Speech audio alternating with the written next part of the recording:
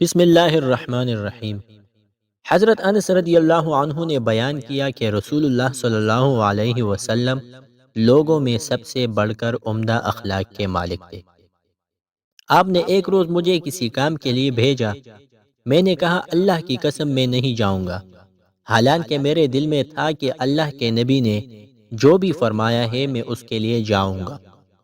کہتے ہیں پس میں نکلا حتیٰ کہ بچوں کے پاس سے میرا گزر ہوا جو بازار میں کھیل رہے تھے، تو اچانک کیا دیکھتا ہوں کہ رسول اللہ صلی اللہ علیہ وسلم مجھے میرے پیچھے سے میری گدی پکڑے ہوئے تھے۔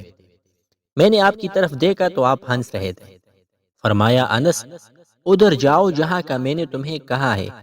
میں نے عرض کیا ہاں اے اللہ کے رسول، جا رہا ہوں۔ حضرت انس رضی اللہ عنہ نے کہا قسم اللہ کی میں نے 7 سال آپ کی خدمت کی ہے یا 9 سال، مجھے نہیں معلوم کہ آپ نے مجھے کسی کام پر جو میں نے کیا ہو کبھی یوں کہا ہو تو نے ایسا کیوں کیا، یا کوئی کام جو میں نے چھوڑ دیا ہو تو کہا ہو کہ ایسے ایسے کیوں نہیں کیا۔ حضرت انس رضی اللہ عنہ بیان کرتے ہیں کہ میں نے نبی صلی اللہ علیہ وسلم کی مدینہ منورہ میں 10 سال تک خدمت کی، جبکہ میں ایک نوخیز لڑکا تھا۔ میرے سب کام اس معیار کے نہیں ہوتے تھے جیسے میرے حبیب صلی اللہ علیہ وسلم کی خواہش ہوتی تھی۔ اس کے باوجود آپ نے مجھے کبھی اف تک نہیں کیا، اور نہ یوں کہا تو نے یہ کیوں کیا اور اس طرح کیوں نہیں کیا۔ حضرت عبداللہ ابن عباس رضی اللہ عنہما سے روایت ہے، نبی صلی اللہ علیہ وسلم نے فرمایا نیک چلن، عمدہ کردار اور میانہ روی نبوت کا 25واں حصہ ہے۔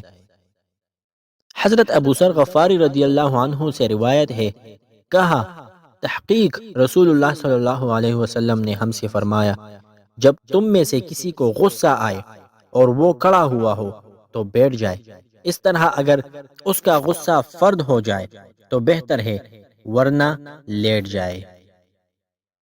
حضرت عائشہ رضی اللہ عنہا سے روایت ہے، اب فرماتی ہے کہ نبی صلی اللہ علیہ وسلم نے مجھ سے فرمایا اے عائشہ، بدترین ہے وہ لوگ جن کی زبان کے شر سے بچنے کے لیے عزت کی جائے۔